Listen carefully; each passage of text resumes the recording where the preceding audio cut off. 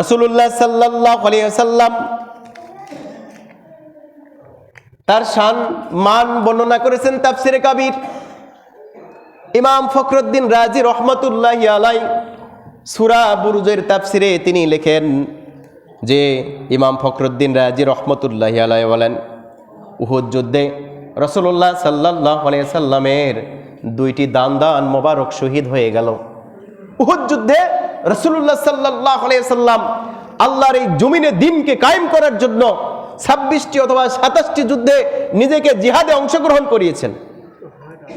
আল্লাহ রাসূল সাল্লাল্লাহু আলাইহি সাল্লাম উহুদ যুদ্ধে দান মোবারক শহীদ হয়ে গেল।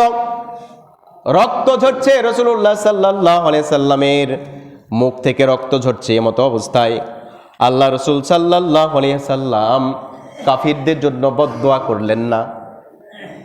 উহুদ যুদ্ধের পরে সবচেয়ে গুরুত্বপূর্ণ যে যুদ্ধ সেটা হচ্ছে খন্দকের যুদ্ধ। এই খন্দকের যুদ্ধ খুব অল্প ইয়েতেই খন্দকের যুদ্ধটা মুসলমানদের বিজয় হয়ে যায়।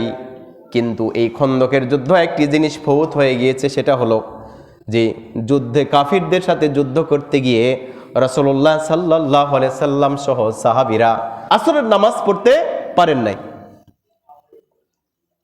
আল্লাহ রাসূল সাল্লাল্লাহু আলাইহি সাল্লাম এই যে 2 রাকাত নামাজ পড়তে পারলেন না, রাসূলুল্লাহ সাল্লাল্লাহু আলাইহি সাল্লাম মন খারাপ করে রাসূলুল্লাহ সাল্লাল্লাহু আলাইহি সাল্লাম কাফিরদের জন্য বদদোয়া করলেন। নিজের কি দন্দান মোবারক উহুদের যুদ্ধে শহীদ হয়ে গেল, তিনি কাফিরদের জন্য বদদোয়া করলেন না।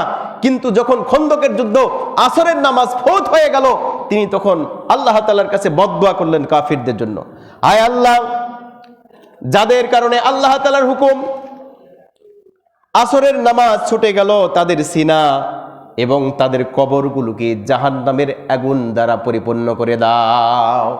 হ্যাঁ, আল্লাহ রাসূল সাল্লাল্লাহু আলাইহি ওয়াসাল্লাম বদদোয়া করে দিলেন।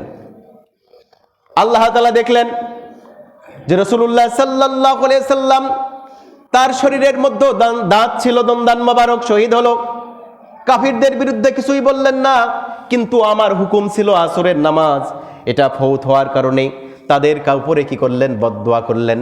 আল্লাহ আর দেরি করলেন না, জিবরিল আমিনকে পাঠিয়ে দিলেন, হে জিবরিল, তুমি যাও হাবিবকে বলে দাও যে আপনি আমার হককে আপনার হকের চাইতে প্রাধান্য আজ থেকে দিয়েছেন, আর আজ থেকে আমার উপরে আপনার হককে প্রাধান্য করে দিলাম। সুবহানাল্লাহ।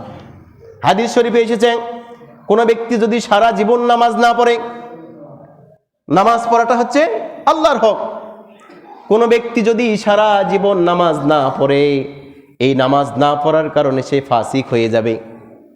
আর এই নামাজ না পড়ার কারণে, আল্লাহর হককে আদায় না করার কারণে আল্লাহ তাআলা মাফ করে দিলে ওই ব্যক্তি জান্নাতে চলে যাবে। বলুন সুবহানাল্লাহ।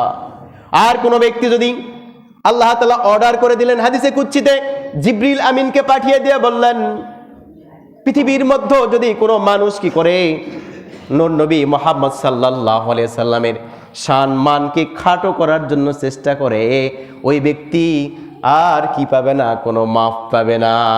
সুবহানাল্লাহ। এই হচ্ছে রাসূলুল্লাহ সাল্লাল্লাহু আলাইহি সাল্লামের শান এবং মান। ওয়াদ-দুহা ওয়াল-লাইলি ইযা সাজা, আল্লাহ তাআলা বললেন পূর্বাহের শপথ এবং রাতের শপথ, যেই রাত্রি আচ্ছন্ন হয়ে যায়, আল্লাহ